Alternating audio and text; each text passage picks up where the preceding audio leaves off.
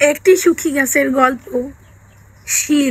Silver Einstein অনুবাদ G H. Habib. এক যে ছিল আম গাছ, খুব ভালোবাসতো সে একটি ছোট ছেলেকে। হররোজ সেই ছেলেটি এসে গাছটার সব ঝরা পাতা কুড়িয়ে তাই দিয়ে মুকুট বানিয়ে বনের রাজা সাজত।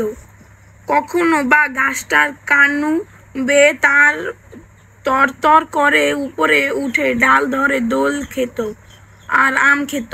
মাঝে মাঝে তারা লুকোচুরি খেলতো। তারপর এইসব করে ক্লান্তি হয়ে গেল, ছেলেটা পরম নিশ্চিন্তে ঘুমিয়ে পড়তো গাছটার ছায়ায়। ছেলেটাও গাছটাকে ভালোবাসতো খুবই এবং গাছটা এতে সুখী ছিল। কিন্তু সময় গড়িয়ে যেতে থাকে, ছেলেটাও বড় হতে থাকে। প্রায় দেখা যেত গাছটা দাঁড়িয়ে আছে একলা। তো একদিন ছেলেটা গাছটার কাছে এসে তখন গাছটা বলে, আয় আয় আমার গা বেয়ে ওর ডাল ধরে দোল খা, আম খা, দোল খা, খেল আমার ছায়ায় বসে, আরাম কর, তোর সুখ দেখে আমি সুখ পাই। কিন্তু ছেলেটা বলে, এখন কি আর আমার গাছে ওঠা খেলার বয়স আছে নাকি? আমি এখন নানান সব জিনিস কিনতে চাই, মজা করতে চাই, আমার চাই কিছু টাকা। তুমি কি আমাকে কিছু টাকা দিতে পারবা? গাছটা বলে, এই তো মুশকিলে ফেললি আমাকে।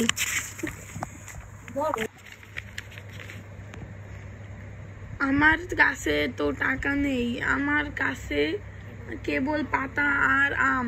তা এক কাজ করিস না কেন, আমার আমগুলো পেড়ে নে, ওগুলো বিক্রি করলে অনেক টাকা পাবি। তখন মনের স্বাদ মিটিয়ে কেনাকাটা করতে পারবি। কাজেই ছেলেটা তখন গাছে উঠে আমগুলো পেড়ে সেগুলো নিয়ে চলে যায়। খুব খুশি হয় গাছটা। কিন্তু এরপর আবার বেশ কিছুদিন কোনো দেখা মিলল না ছেলেটার। মন খারাপ করে থাকে গাছটা। তারপর একদিন আবার আসে ছেলেটা, খুশিতে সারা শরীর নেচে উঠে। গাছটা বলে, আয় আয় আমার গা বেয়ে উঠে আয় উপরে, দোল খা, ডাল ধরে ফুর্তি কর। কিন্তু ছেলেটা বলে, গাছে ওঠার চেয়ে ঢের জরুরি কাজ আছে আমার। মাথা গোজার একটা ঠাঁই, একটা বাড়ি চাই আমার।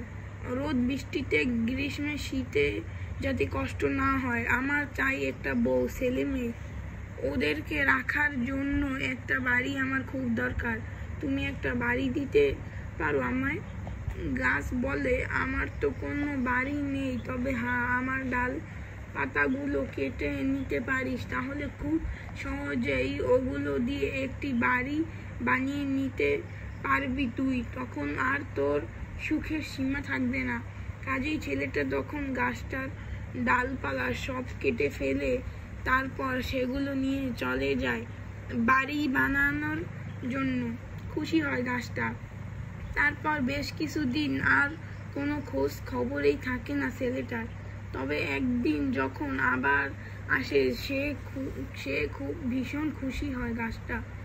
এত খুশি যে কথাই বলতে পারে না সে কিছু। তারপর ফিসফিসিয়ে বলে, আয় আয় খেলবি আয়। ছেলেটা বলে, খেলার বয়স আর মোটেই নেই আমার, বুড়ো হয়ে গেছি, তাছাড়া মনটাও খুব খারাপ। একটা যদি নৌকা পেতাম তাহলে খুব ভালো হতো, ওটাতে চেপে বহু দূরে চলে যেতে পারতুম।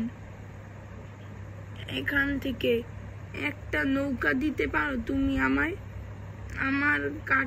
আমার কানুটা কেটে ফেল, তারপর এটা দিয়ে নৌকা বানিয়ে নে। ওটা দিয়ে গাছটা পরামর্শ দেয়, তখন ওটাতে করে তুই ভেসে বেড়াতে পারবি, খুশি হবি। কাজেই ছেলেটা তখন গাছটার কানুটা কেটে ফেলে, তারপর ওটা দিয়ে নৌকা বানিয়ে ভেসে পড়ে দূর দেশের উদ্দেশ্যে। খুশি হয় গাছটা, কিন্তু তার বুকের ভিতরে কোথায় যেন খসখস করতে থাকে। বহুদিন পর আবার ফিরে আসে ছেলেটা। গাছটা তখন বলে, আয়, কিন্তু এবার যে তোকে দেওয়ার মতো আর কিছুই নেই আমার আমগুলো আর নেই। কিন্তু ছেলেটা বলে, আমার যে খাপ এমন শক্তি কি আর আছে আমার দাঁতে? গাছটা বলে, আমার ডালপালাগুলো যে আর নেই রে, ওগুলো ধরে তুই আর ঝুলতে পারবি না।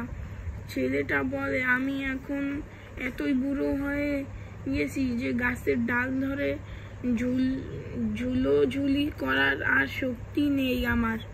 ছেলেটা সে কথা শুনে বলে, আমার আসলে এত ক্লান্ত যে গাছটা বেয়ে ওঠার জোর নেই আমার গায়ে। একটা দীর্ঘশ্বাস ছেড়ে ছেলেটা বলে, আমার খুব খারাপ লাগছে রে, তোকে যদি একটা কিছু অস্তিত্ব দিয়ে পারতাম, কিন্তু কিছুই যে নেই আমার। আমি বুড়ি গুড়ি একটা, আমার ক্ষমা করে দে তুই। ছেলেটা বলে, এখন আমার আর খুব বেশি কিছু নেই চাইবার। বসে জিরোবার মতো স্লেফ একটা নিরিবিলি জায়গা হলেই যথেষ্ট। ভীষণ ক্লান্ত আমি। যতদূর পারা যায় নিজেকে সোজা করে গাছটা বলে, তা বেশ তো বুড়ি আর কিছু না হোক, বসে জিরোবার মতো একটা ভালো জায়গা তো বটেই। আয় আয় বস, জিরিয়ে নে। তোর এত খুশি? ছেলেটা তাই করে। এইবার সত্যি সত্যি এই খুশি হয় গাছটা।